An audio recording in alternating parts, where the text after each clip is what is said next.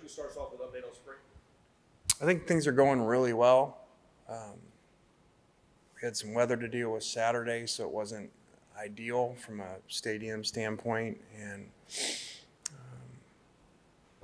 but sometimes you're going to end up playing in that. So, that we made the most of it, and because our indoor was not available. So that was good to see. Very pleased with some of our frontline guys and how they're playing. And we have a lot of work to do developing depth, and a lot of work to do in a lot of areas, but especially defensively because we have a brand new system and a lot of new pieces. So very encouraged by where we're at, how our staff's come together and trying to intertwine all these new pieces. Not quite as many as a year ago, which you guys know was a very big concern of mine. Getting that all put together, so very challenging. Questions? Lane, I know it's been a few months now, but it's kind of come up a couple times, especially I think today again, ESPN just talked about you and the Auburn job and that saga. Just kind of what about it is still maybe lingering on you, or your thoughts about that? It's interesting you asked that on the first day I've seen John in a long time. Good to see you, John. So yeah, I did say obstacles the way in there, so I do find a way to turn everything positive. So I appreciate John for creating all that chaos that he created with his false information, but that allowed us to work through it. And like I said in the article, help our collective. So really our fans and our collective should thank John for that. No, serious note, that was, you never know what they're going to write. They come in, and I think I spent 90 minutes with them. And so, people a lot of times think, okay, well, you pick how an article is written. They do whatever they want and make the headlines and write however they want it. So to me, it was just another reminder. I mean, guys, there's not a day that don't go by that I'm not grateful for Oxford, for Ole Miss, especially with Landry here, as you guys know, and her friends at the house, and then her decision to move here, and then now her decision to go to Ole Miss. As you get older, you're never going to be able to replace that time with your children, and to be able to have her here and go through a senior year. And, it's personal, but I remember being at the neighbor's prom, a year ago, and going over there because he asked me to come over and take pictures and take that big picture of everybody going, man, I'm at someone else's prom, and, I don't get to see my own first child's prom. So pretty neat to spin forward 1 year later, because she ends up moving that next week, and to be over there and take pictures and to see her there is really neat. So, I guess I'd said it before, and that's just a reminder that probably was a better line at the time because we'd won 10 games, but saying that, I needed Oxford and Ole Miss much more than they needed me. So I think people thought that was neat when I said it, but they might be saying now, well, we don't need you after the bowl game. But like I said, there's not a day go by that I'm not appreciative for my opportunity here and the support here. And that article is just a reminder, to be in a position where someone wants you and wants to keep you is really neat. I think we're going to be talking with Quinshon here in a little bit. We know how good he was last year. What is the next step for him? Like, how does he get better? Well, you got to remember he was just a true freshman. So that's really amazing what he was able to do. I think it's, whatever. I think it even said, I read the article this morning, most in school history to set touchdowns and yardage, period, let alone for a freshman. And up there in best freshman years ever in the country is amazing to do. And now he can take the next step, which we see. We run different plays with him now than we did. Guys are freshmen, you're just trying to get them to line up and play. And now you have a chance to truly have a spring where now they know stuff and you can go to the next level. I always, think of players we've coached before, and I feel like Reggie Bush was that, where like he had a good freshman year, but it was like, okay, now you could really do all this other stuff with him that you didn't want to do too much right away with a running back, because then they're not improving on their base normal running back stuff they need to do. So really excited about that. And, just the pairing of him and Jackson and to see their development, even though they're a year difference, to really have a year under their belt here and now see what we're able to do with them and their development is really exciting. Lane, something that seems to be picking up steam, I guess, in Alabama and just college football in general is the idea of, playing your spring game against like a different program. Is that something that would make sense for Ole Miss, do you think?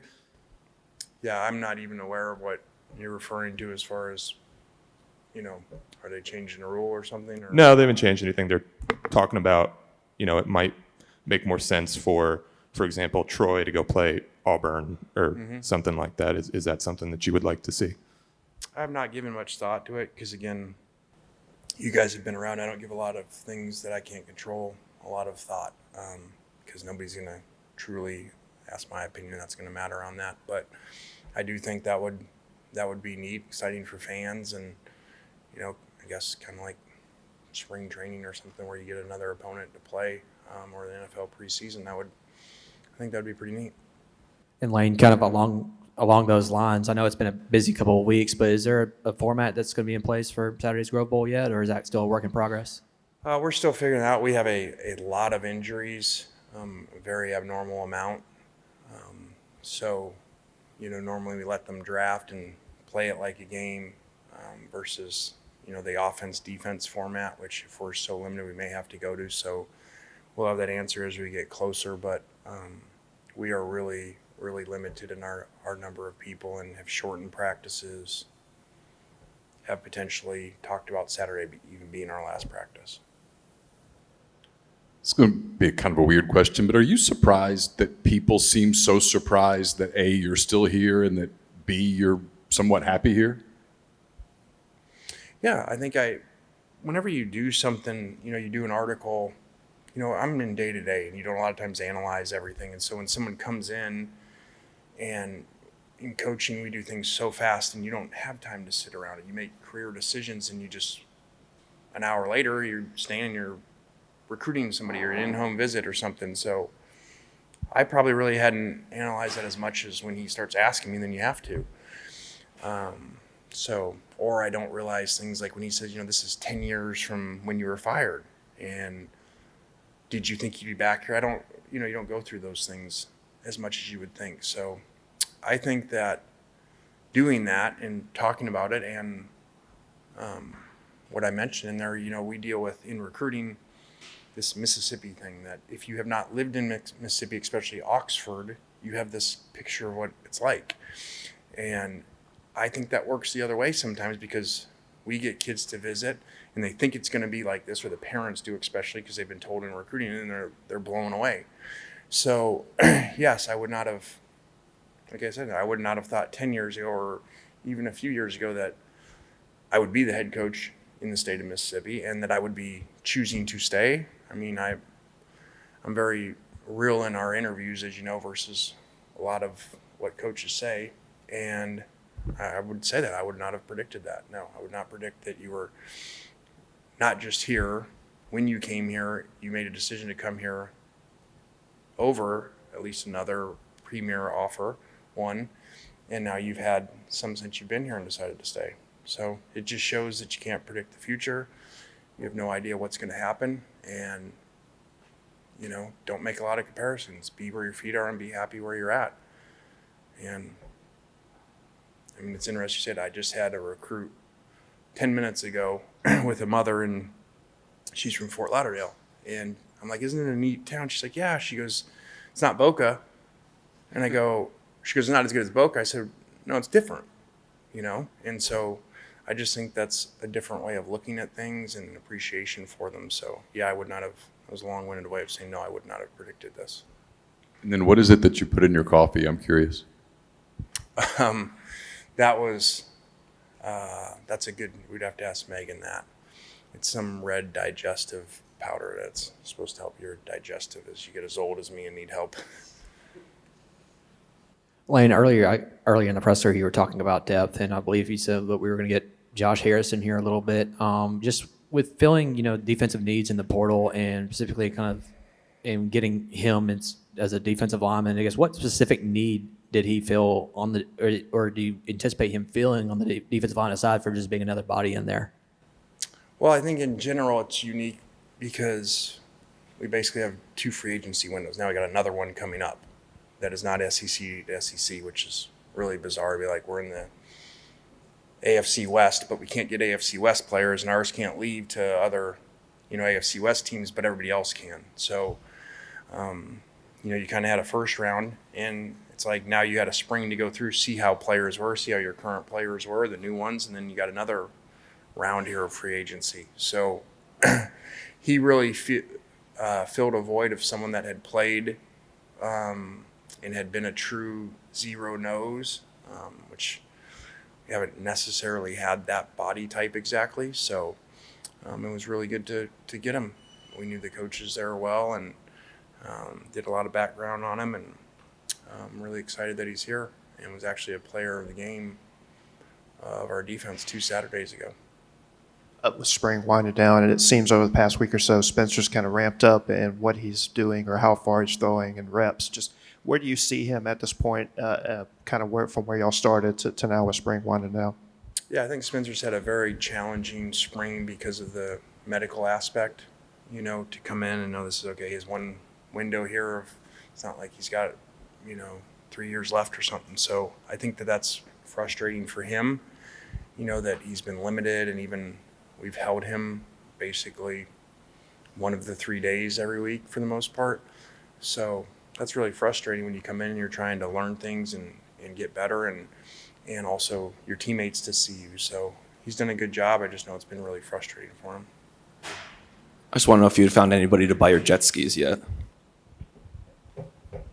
That is in the works. But unfortunately we found out, because I don't really use them and go down there very much, that one wasn't working, so that's been a problem in that. So my realtor is helping out there trying to get that done. Lane, I kind of want to go back to that night of you in the bleachers watching. And thanks a lot, because Knox didn't know we were selling them, but now you just told Knox, so now he's going to be upset that the jet skis are gone. I wanted to go back to that night of you in the bleachers watching Quinshon in his state championship game. Kind of go back to that night. Did you kind of think at that moment that he could have turned out to be what he is or have a freshman year like he did at that moment? Yeah, again, I think I'm real with you guys, and, I think most coaches would say, yeah, I knew that. I didn't know that. I knew he was really good. I knew he was really tough, competitive, carried the ball a ton, put the whole team on his back, so you saw that stuff. Would I have predicted he was the top freshman in America? I wouldn't have been able to tell you that. But he has been amazing, and he just, his body's like a 25-year-old. He's just, there was him and Darius had a hit the other day that I said any other back, would have been kind of knocked out. He just bounced off him and ran in and scored. He's just really unique mindset, but unique body type. And physical maturity for his age. And the last one is just kind of, what do you kind of remember from that night and watching it and all that? And how would you kind of describe the bond that you have with him? Because he ultimately had a lot of big offers and ultimately, committed to you. Yeah, I think you really have, when you say a lot of big offers, it's kind of like you had 2 rounds of recruiting. So you had the initial one where he had a lot of good offers. Then you had the last one. I say last, hoping it's the last. You had the last recruiting where he could have went again and had, assume every offer that he would want or anybody would want. So it says a lot that he came here, but it says a lot more that he stayed when, for all of us, it's challenging. I'm the best one to speak about this, that grass isn't always greener.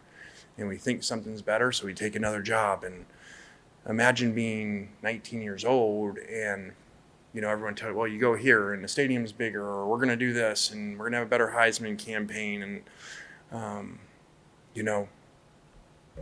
it's easy to point out the flaws. And when you get in something, it's easy to find the flaws of what you're in and think over there is better.